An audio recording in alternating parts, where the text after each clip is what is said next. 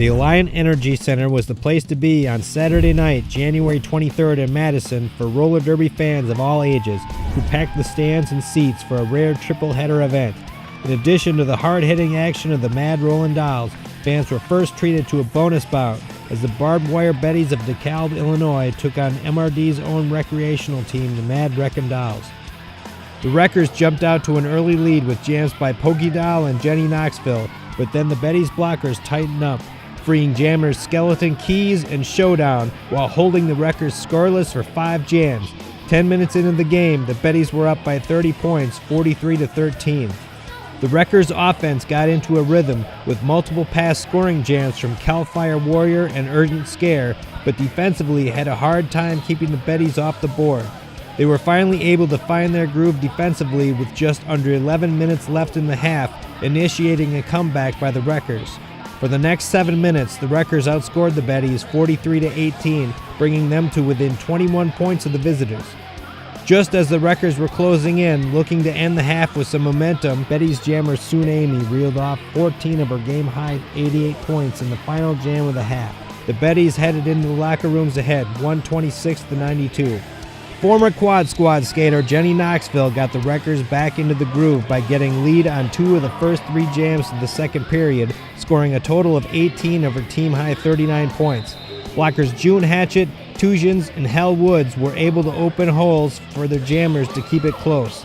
It was beginning to look like the Wreckers were launching another comeback, but while the Wreckers were busy scoring points, Betties blockers Ruby Bruiser, Phoenix Enforcer, and Hurricane Katrina were enabling their jammers as well.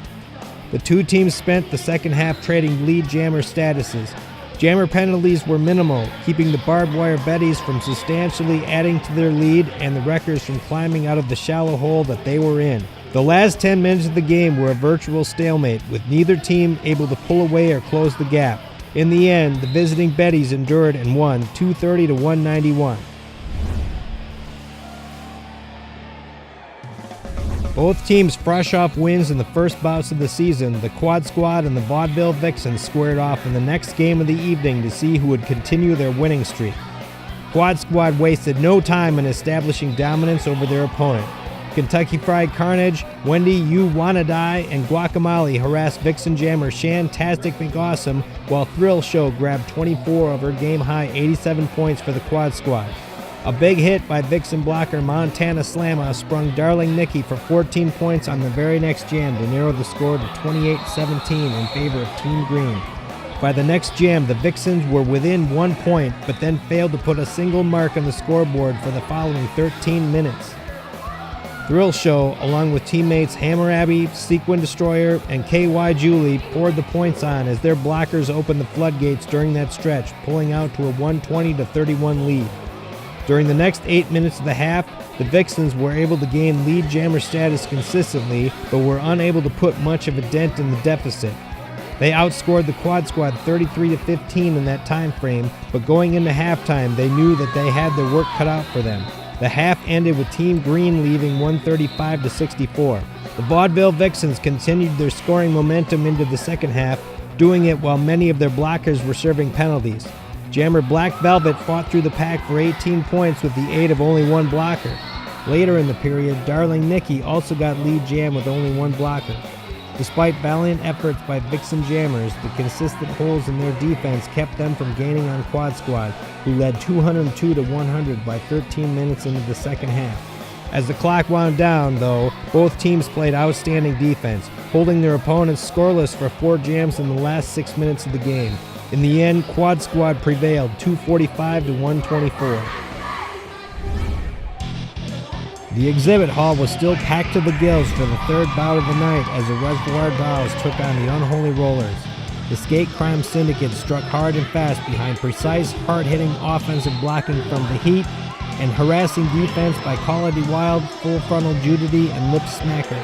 11 minutes in, the Unholy Rollers were in a hole, down 8 points to the Reservoir Dolls' 62.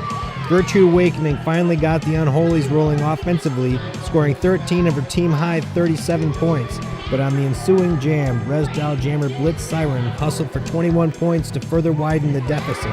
The defense of the Unholy Rollers was able to clamp down momentarily, allowing minimal points per jam, but were still unable to keep the Resdals off the board. They were barely able to score themselves, only mustering 15 points over the last 9 minutes of the half. Blitz Siren closed out the scoring for the half, grabbing 25 of her game-high 67 points and ending the first period with her team in the lead, 148-49. The second half started just as the first half ended for the Unholies offensively, only lapping 8 opposing skaters in the first 8 minutes of the half. Their defense stalled the Resdal offensive attack momentarily, only allowing 6 points for a 7-minute stretch, with notable efforts by blockers Hannah Cuffs, the Manipulator, and rookie Sugar Rush. The Resdals eventually found their way out of their funk with an 18-point run by Lip Smacker and Mouse adding 9 more points as well. The Unholies took another defensive stand, holding the Resdals scoreless for 6 minutes thanks in part to Dive Hard and Micro Mauler, but still couldn't close the gap. Mouse and Knocking Jay poured it on at the end for the Reservoir Dials with jams of 8 and 10 points respectively. They brought the game to an end, 242-108 in favor of the team in black and white.